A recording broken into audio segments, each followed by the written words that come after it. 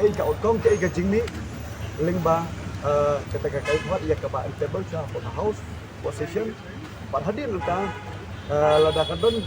kebathiang le singin ya kemen balada kadon kebajau ngihap banyak perkat buat banyak sedikit. Hakadorbar senrai juga kendai tarik ubnai nailor hajar poar enrak ke sorkar ya ke Kaiphod jong ke jingsha siat yap jong ba Cheristerfield thank you bala toke da Chief Justice TY Pay. Ya kini la pentep da Deputy Chief Minister uba Preston Tensong harian ka jingya kendu ubat kinong yalam kesur ka beri uhnyau trap hakasan tarik mentau ubnai nailar.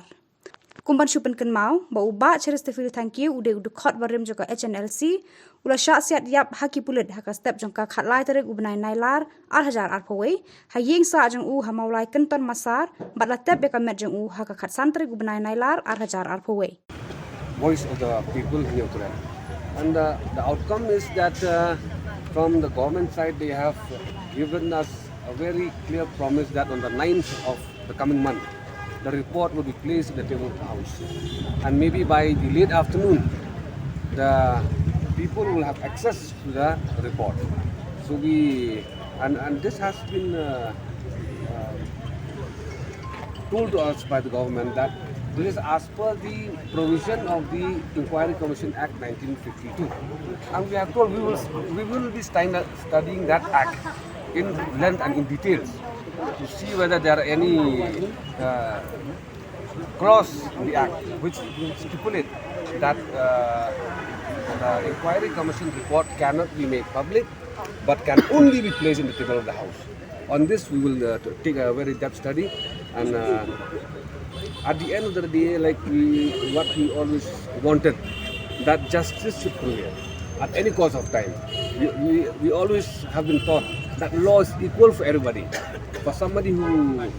steals in the market, or for somebody who steals from the government, from somebody who kills in the market, or somebody get killed by the government. So law is equal, and we expect that law should prevail and justice should be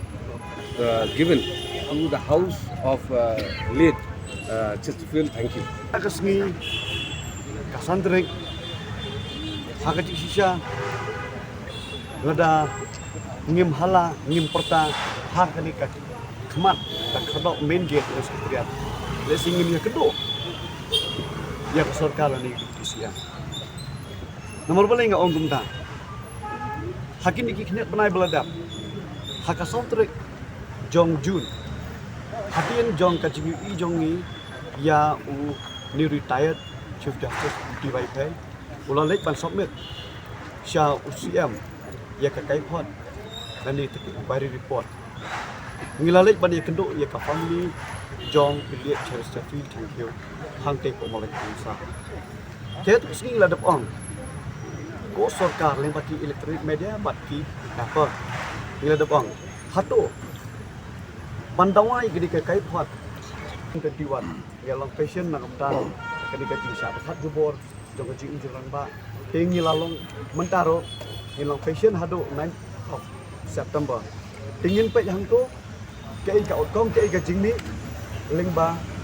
ketika Kaiphod ia ke table for the house position pada hadir kita lada kadon kebathiang le singin ya kemen balada kadon kebajau ngihap banyak perkat buat banyak sedikit. Kini kalau ka assurance nak yang jongi shop baik-baik juga beri.